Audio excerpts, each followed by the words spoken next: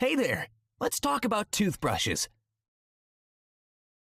Now, a large variety of toothbrushes are available on the market, and choosing one that is right for you can be both confusing and overwhelming. So, here's a few tips. Soft-bristled toothbrushes are typically the safest for your gums.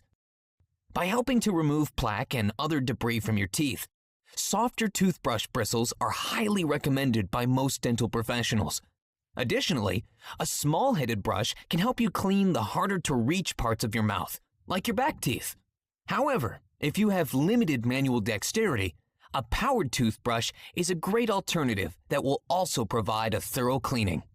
Lastly, it's important to choose a toothbrush that's comfortable for you. The best toothbrush is one that fits your mouth and is comfortable to hold.